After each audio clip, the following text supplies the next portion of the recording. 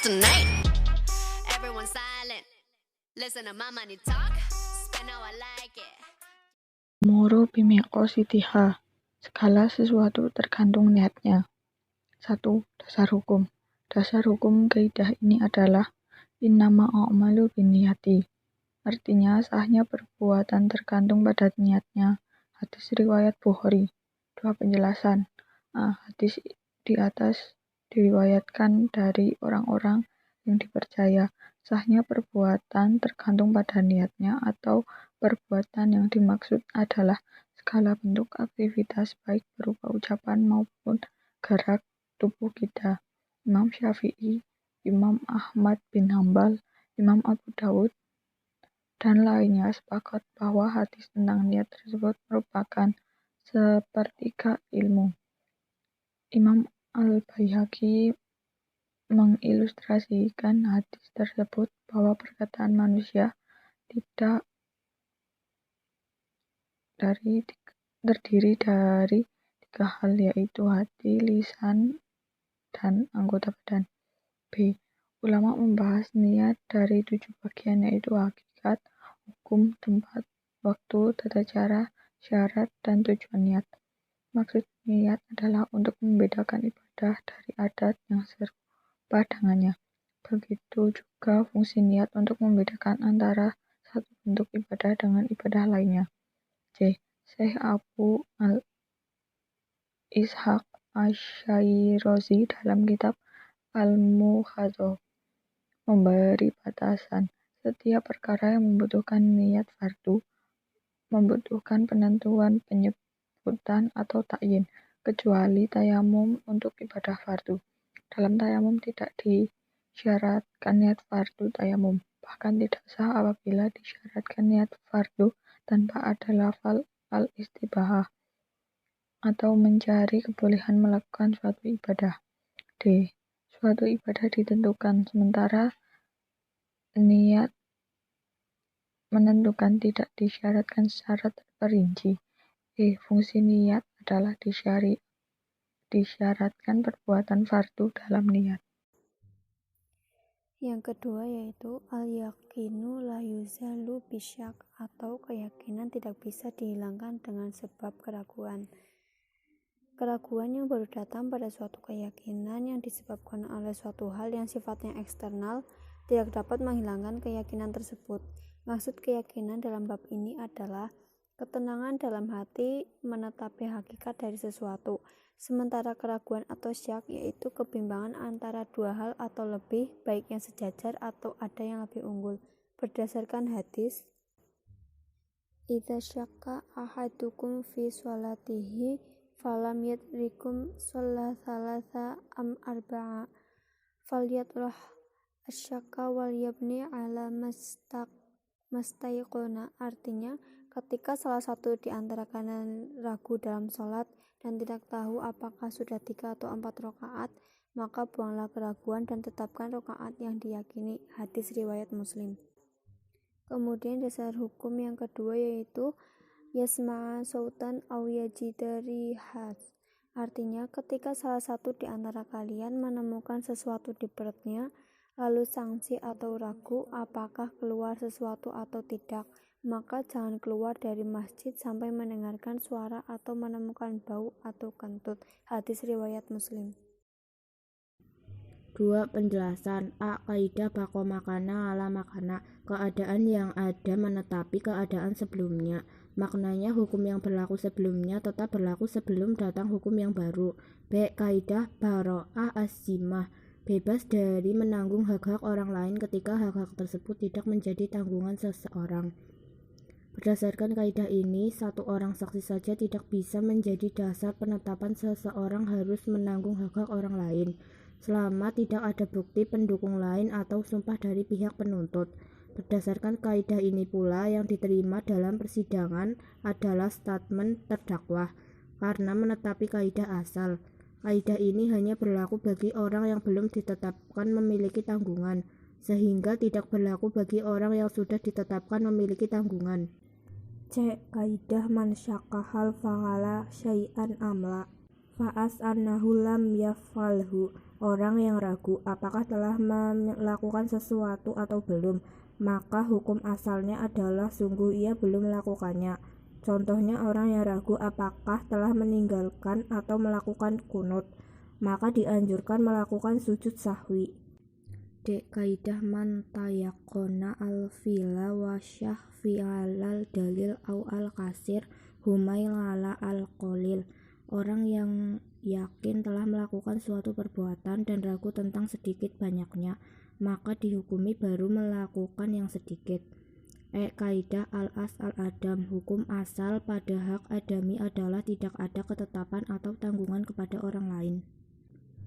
Kaidah al-as fi kulli hadis takdiru bi akrab zaman, hukum asal setiap perkara yang baru datang adalah mengira-ngirakannya terjadi pada waktu yang paling dekat. Kaidah al-as fi al-abda at-tahrim, jika haram dan halal untuk dinikahi dihadapkan kepada seorang wanita, maka yang dimenangkan adalah sisi haramnya, sehingga tidak diperbolehkan ijtihad untuk menikahi perempuan suatu desa yang jumlahnya terbatas, sementara di sana ada perempuan mahram.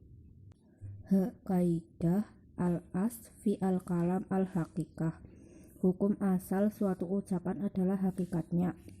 Suatu ucapan adalah hakikatnya, tidak boleh dialihkan ke makna majaznya, kecuali terdapat faktor yang menetapkan ucapan itu harus diarahkan pada majaz, dan tidak mungkin diarahkan pada makna hakikatnya. Kesulitan menuntut kemudahan. Yang pertama adalah dasar hukum. Dasar hukum pengambilan kaidah ini adalah firman Allah Subhanahu wa taala sebagai berikut. Wa ma ja'ala 'alaikum fid-dini min haraji. Dan dia sekali-kali tidak menjadikan untuk kamu dalam agama suatu kesempitan. Quran surat Al-Hajj ayat 78. B. Terdapat juga dalam firman Allah Subhanahu wa taala, yuridullahu bikumul yusra wa la yuridu bikumul usra. Allah menghendaki kemudahan bagimu dan tidak menghendaki kesukaran bagimu. Quran surat Al-Baqarah ayat 185. Juga terdapat dalam firman Allah Subhanahu wa taala berikut ini. Yuridullahu ayyukhaffafu ankumu wa khuliqal insanu dha'ifan. Allah hendak memberikan keringanan kepadamu dan manusia dijadikan bersifat lemah. Quran surat An-Nisa ayat 28. Sebab-sebab rukhsah. Sebab-sebab rukhsah ada 7. Yang pertama yaitu safar atau bepergian. Yang kedua sakit. Yang ketiga ikhrah atau keterpaksaan. Yang keempat adalah nisyan atau lupa. Nisyan adalah ketidakmampuan menghadirkan sesuatu dalam hati ketika dibutuhkan. Dengan sebab lupa, dosa bisa dihindarkan. Yang kelima adalah jahil atau ketidaktahuan. Jahil adalah orang yang tidak mengerti hukum syar'i karena keterbatasan akal. Yang keenam adalah usur atau kesulitan. Maksudnya kesulitan itu sendiri, misalnya kesulitan terhindar dari najis. Contohnya kotoran burung di masjid. Yang ketujuh adalah naqsu atau sifat kurang. Sifat kurang ini kebalikan dari sifat sempurna. Pada dasarnya, semua manusia senang dan mengharap kesempurnaan karena syariat memberikan rukhsah bagi orang yang memiliki kekurangan. B. Batasan masyaqqah atau kesulitan. Masyaqqah terbagi menjadi 2. 1. Masyaqqah yang secara umum tidak terlepas dari ibadah atau ketaatan. Semua masyaqqah yang pada umumnya tidak bisa lepas dari ibadah ini tidak menyebabkan rukhsah atau tahfif dari syariat. 2. Masyaqqah yang secara umum bisa lepas dari ibadah. Masyaqqah kedua ini ada 3 tingkatan. 1. Masyaqqah yang memberatkan seperti kekhawatiran atau keselamatan jiwa, anggota tubuh ataupun harta. Masyaqqah seperti ini bisa menyebabkan rukhsah dari syariat. 2.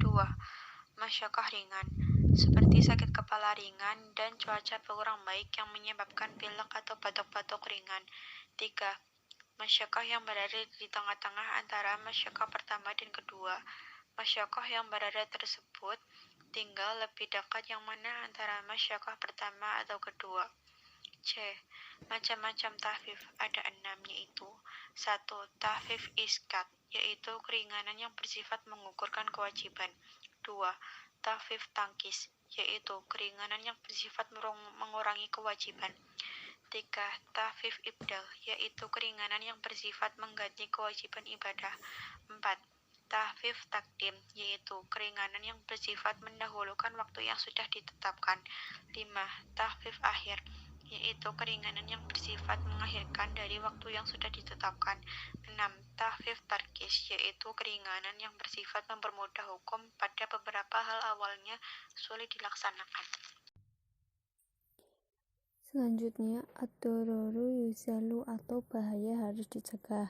Dasar hukum pengambilan kaidah ini adalah berdasarkan pada hadis Nabi SAW, yaitu la dororo wala diroro, yang artinya tidak boleh melakukan perbuatan yang membahayakan diri sendiri dan membahayakan orang lain. Hadis ini mengisyaratkan sesungguhnya Islam melarang tindakan membahayakan diri sendiri terkait jiwa atau raga ataupun membahayakan orang lain. Begitu pula tidak boleh melakukan tindakan yang membahayakan orang lain meskipun sebagai pembalasan kepada orang lain yang membahayakan atau merugikan diri kita. Penjelasan dari dasar hukum di atas adalah yang pertama yaitu kaidah ad-darurat tubih al-madurat dan kaidah ma'ubih li'ad darurah. Kondisi darurat menurut Imam Asyuti ada beberapa kaidah, yaitu 1. Kondisi darurat membolehkan keharaman. Kaidah ini berlaku dengan syarat ada darurat yang tingkatannya tidak kurang dari keharaman. Yang kedua, perkara yang dibolehkan karena darurat dibatasi sesuai kadar kedaruratannya. Kemudian, level kondisi pembahasan kaidah ini ada 5, yaitu 1. Darurat. Darurat yaitu kondisi yang bila tidak melakukan keharaman akan menyebabkan kematian atau mendekati kematian. Yang kedua, hajat, yaitu kondisi yang bila tidak menerjang keharaman tidak menyebabkan kematian namun akan kesulitan. Yang ketiga, manfaat, yaitu kondisi yang diinginkan seseorang berawal dari keinginan hati untuk menikmatinya. Yang keempat, zinah atau perhiasan, yaitu kondisi yang tujuannya hanya sebatas pelengkap saja. Yang kelima, fudul, yaitu kondisi yang bersifat keleluasaan. Penjelasan selanjutnya yaitu kebolehan karena uzur dan akan hilang ketika uzurnya hilang. Segala sesuatu yang dibolehkan karena uzur atau darurat, maka hukum kebolehannya akan batal sebab uzur atau daruratnya hilang. Kemudian, tidak boleh menghilangkan bahaya atau kerugian orang dengan tindakan yang berakibat membahayakan atau merugikan orang lain. Yang kelima, ulama mengunggulkan penolakan mafsadah daripada pengambilan maslahah. Kemudian yang kelima adalah al-azatu muhkamatun. Kebiasaan bisa dijadikan sebagai hukum. 1. Dasar hukum. Dasar hukum pengambilan kaidah ini adalah Quran Surat An-Nisa ayat 115 yang berbunyi, Bismillahirrahmanirrahim. Wa may yusyakikir rasula min ba'di ma tabayyana lahul huda wa yattabi khayra sabilil mu'minina nuwallihi matawalla wa nuslihi jahannam wa sa'at masira. Artinya, dan barang siapa yang menentang Rasul sesudah jelas kebenaran baginya dan mengikuti jalan yang bukan jalan orang-orang mukmin, kami biarkan ia leluasa terhadap kesesatan yang telah dikuasainya itu, dan kami masukkan ia ke dalam jahannam, dan jahannam itu seburuk-buruk tempat kembali. Quran Surat An-Nisa ayat 115. Hadis Nabi SAW yang berbunyi, Maro'ahul muslimuna hasana fahuwa indallahi hasanu. Rawahu Ahmad. Artinya, apa yang dilihat dianggap baik oleh seorang muslim, maka menurut Allah Subhanahu wa Ta'ala adalah baik. Hadis riwayat Ahmad. 2. Penjelasan. A. Standar legalitas. Ada 3, yaitu 1. Cukup sekali tanpa pengulangan. 2. Harus berulang 2 atau 3 kali. 3. Berulang kali sampai muncul dugaan kuat adat tersebut tidak berubah-ubah. B. Kaidah adah mu'tabarah. Adat bisa dijadikan pijakan hukum bila berlaku secara merata di suatu daerah. C. Pertentangan urf dan syara'. Maka dapat diklasifikasikan menjadi 2. 1. Bila tidak berkaitan dengan hukum syar'i, maka didahulukan urf yang berlaku. 2. Bila berkaitan dengan hukum syar'i, maka didahulukan syar'i. D. Mayoritas para ulama mengunggulkan pendapat yang tidak menempatkan adat pada posisi syarat.